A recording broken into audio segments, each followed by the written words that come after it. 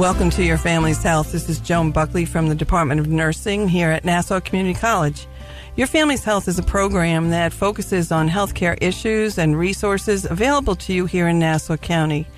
On the show, we speak to experts from around the country to keep you up to date on current healthcare issues and trends. And today we're going to be speaking to a wonderful group of women from Donate Life, Life Donate, or what, all about organ donation here in New York. So if you want to know more about how to stay healthy in Nassau County, stay tuned for the next half hour to the Voice of Nassau Community College, 90.3 WHPC. So welcome to the show, and I'm going to introduce you individually, but then you're going to talk a little bit about who you are, because I don't know really your background that got you three together like this, so it's huge. We have Amanda Vesey-Askey, correct? Amanda Vesey-Askey, yes. Vesey. I may always make names sound good, or different anyway. Joy Openisano. How do you pronounce your last name? Yeah, hi, you did a great job. You did a great job, okay. And Jen Lantini, that was easy. Jennifer Lantini, who's actually a Nassau alumni, so we have a lot to talk about here at Nassau Community College. But first thing I need to know is, how did the three of you fit together? I know, Amanda, you're mainly working with Donate Life, you work on eye donations, correct? Yes, I work for the Eye Bank for sight restoration, and I met both Jen and Joy through Long Island TRIO, Transplant Recipients International Organization. And Joy, what is your role in this group? Well, I was lucky enough to meet Amanda through Long Island TRIO. I'm the president, and Jennifer and I go back a long way. I used to work with the New York Organ Donor Network, Live On New York, and I knew Jen years and years ago when she was waiting for a transplant, and I'm lucky to say that both are members of Long Island TRIO. Wow. So the TRIO stands for what again? Transplant Recipient International Organization. We are an international organization. In our area, our group comprises of recipients, donor families, healthcare professionals, hospitals, transplant centers, dialysis centers. We have over 500 members and growing. You know, because this is a community show, community outreach program, what organs can be donated? I know this is a question because I just renewed my driver's license, so we had to go over it again. And there is a portion of when you register certain areas, you have the opportunity to be an organ donor. And renewing your driver's license is one really easy one to actually take a few minutes and think about what it means to donate an organ. But what organs are donated? The heart, liver, lungs, kidney, pancreas, intestines. Those are the organs. And Amanda could tell you about the tissue because she's... So with tissue donation, there's, of course, eye donation, and the part that is transplanted in order to restore sight to people who are blind is the cornea, right at the very front of the eye. It looks something like a clear contact lens. Other tissues that can be donated to help enhance health and well-being are bone, tendons, ligaments. Skin can actually save the life of burn victims, heart valves, and with eye donation or any other type of donation, research is also an opportunity to help many people in addition to transplant, which helps people in a very immediate way. Okay, Jen, how did you get into this TRIO from TRIO? It's fine. It's an evil mic. I got involved with TRIO when I was very young. When I was 13 years old, I had found out I needed a heart transplant, and after I received it, that's when I started going to meetings. And when I was very young, though, my parents would make me go to the meetings, and as I got older, I enjoyed them on my own regard. So right now, I am a heart transplant recipient, but I am also back on the organ donor list waiting for a heart and kidney transplant after 20 years. Wow. So you said your parents. So your parents are very involved in, of course, you were young, so parents are always right there with you. Do the three of you really talk a lot to family members of organ recipients, as well as possibly someone that's going to be an organ donor? Are you working closely with the families in this? Yeah, especially in my working with the transplant organizations. We're lucky in that I've actually talked to families and given them the opportunity of giving the gift of life. Through organ donation, one donor can save 8 lives, and Amanda could tell you countless lives can be enhanced by tissue donation. And we continue to lend support, which is why we have many members that are involved with Long Island Trio. And because we're so centrally located here at Nassau Community College, I must mention that right in Eisenhower Park, a stone throw away, we have a rose garden. And it's right off of parking lot number 6. And we have volunteer recipients that take care of the rose garden and tend to it, take care of the roses. And each and every year we have a celebration of life and a rededication to the donors of the gift of life. And it really is one of our most touching and treasured programs. And you know, you mentioned Trio. And I know that Donate Life is one of the logos that I see all the time. But the Trio, who's the umbrella? Is there an umbrella for all of this? Because tissue is huge for research, and people are always encouraged to tissue. If you can't donate anything else or don't want to, tissue. If we don't have tissue, we can't do all the research that we do for any issue, right? Right. So, but who's the top, and then where does everybody else fall? Because Amanda, you're specifically eyes. Jen is just out there trying to make people more aware. So she's like a public. Who's the top of the umbrella? Is it Trio? Is that the top, or are you really all working next to each other? I think we all work next to each other. We all support each other. There's no one that really trumps anyone else. Yeah, that's a play on words. But yes.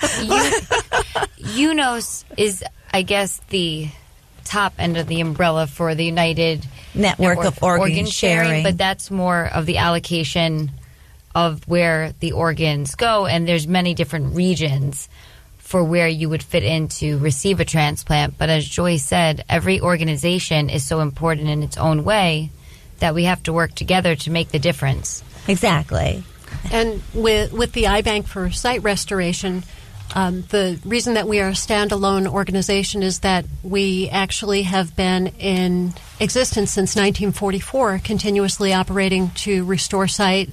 We're able to restore site to about 1,300 people in our area every year. And eye donation happens very frequently because it's kind of easy to meet the criteria to be eligible as a donor. We work very closely hand in hand with Live On New York, with Long Island Trio. And in fact, we all work in collaboration together under an umbrella organization of New York Alliance for Donation, where we can then do legislative advocacy work to make it easier for people to find ways to learn about the benefits of donation and transplant, to enroll in the Donate Life Registry, and to help New Yorkers save sight, restore health, restore sight, and save lives. Wow. Now, Joy, I know you've been doing this for a very long time. You don't have to say how long, but a very long. I sound old. No, everybody in this room looks very young, as a matter of fact. No, but if you had to make a timeline and note the biggest changes that you've seen since the time you first started working for the organ donation people, or I'm not sure what it used to be called, but now it's called, life donors. What were the big events that you would put on this timeline that really you said, wow, we're really making progress and we're really going to start being able to really give people what they need? I think that's a great question. And I will say that in the field of transplantation, as in lots of healthcare different segments, we always say that every 3 years is a new lifetime. So in all the years that I've been involved in transplant, it really is amazing, the transformation that I even see within hospitals, where hospital personnel were so reluctant to even consider it life-enhancing or life-saving, because it really was still something that was so unique and new. And does it really work? Are lives saved? Even when you speak to recipients, they'll say, when I was told that I would be getting a kidney transplant, I was told that my kidney would last 5 years. And now we have people that are 20 years out, and we have somebody who's a member of TRIO who's 25 years out, and heart recipients too. It really is incredible, and it is miraculous. So I also see scientific changes in allocation of kidneys, where it really had to be a perfect match with the antigen matches, etc. And now they're showing where you can take some bone marrow and give the bone marrow, and you can and that will enhance that the organ will become chimeric and part of the person. Mm-hmm. And it really is incredible to see that. In the past, age was really a cutoff. Now, with liver transplantation, you can take the liver of someone that's elderly, maybe someone in their late 70s or 80s, and it can still be transplanted. So I'm very happy to say that there is no age limit to transplantation. Anybody of any age can donate. Wow. Jen, it looked like you wanted to say something. Even from a recipient standpoint, with the medications and the way different advancements have come along, when I first received my transplant, they had told my parents that I probably would only have it about 5 to 10 years. And we have to do something called annual biopsies, and that's to test our tissue and to see if you're rejecting. And when I first had my transplant, you used to have to stay overnight in the hospital for those tests. Then after a while, it became you had to just lay flat for 8 to 10 hours. Then it became that you could lay flat for 6 to 8, and now they have stuff where you're only there for a couple of hours afterwards. So the advancements on that side and the different drug regimens have really been miraculous. And they were saying that now, after second transplants, or I have friends of mine that have had third and fourth transplants, that the new drug regimens are so much better, so you don't have as many side effects as you would when you were younger. Because many of them, you could grow a lot of facial hair, or you would balloon up in different ways, and it just wouldn't make you feel good. So they're trying to perfect it as much as they can, so you have a better outcome for the longevity of the organs as well. I think this is very exciting. I mean, Amanda, you were saying the eyes, they were almost like the first ones, the visual gift of sight. And I remember, I'm not that young, but I remember being so impressed by such a little thing, and really, but it was on someone that had died. Organ transplants don't necessarily need to be alive or dead, right? The donor can be either or. Could either one of you speak to that? Anybody? Kidneys can be donated. People have 2 kidneys. One of your kidneys can be donated, and the other kidney will expand a little bit to take up the extra work. Your liver, you can donate part of your liver, and with regeneration, that liver will grow. Wow. And your own liver will grow a little bit, so you're not missing anything. And it really is incredible. I also feel compelled to say we shouldn't forget about blood donation and bone marrow donation, because that saves lives as well, and it does make a difference, and it really is incredible and miraculous. This is the perfect time for a break. So you're listening to Your Family's Health on the Voice of Nassau Community College at 90.3 WHPC. This is Joan Buckley, and we've been speaking to Amanda Vesey-Aske, Joy Apadesano, and Jen Lentini about organ donation here in New York. So we'll talk to you after the short break. Peekaboo. Peekaboo, smile. Smile, buddy. Come on, smile. Oh, honey, he's still not smiling. Maybe he's not a smiler. Yeah, maybe he's just not a happy baby. Maybe he's just being a boy. You know how boys are. Or maybe he's teething. Oh, poor baby. I think his gums hurt. Maybe he's just tired. Or maybe his tummy hurts. He didn't eat that much. Maybe he's not ticklish. You think maybe he's scared of the dog? Maybe he'll outgrow it. Maybe it's a phase. Maybe he just doesn't like smiling. Maybe he has autism, and we can definitely do something to help. Maybe is all you need to find out more about autism. No big, joyful smiles by 6 months is one early sign.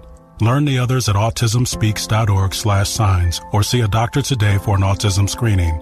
The sooner it's diagnosed, the better. and it can make a lifetime of difference. Brought to you by Autism Speaks and the Ad Council. WHPC.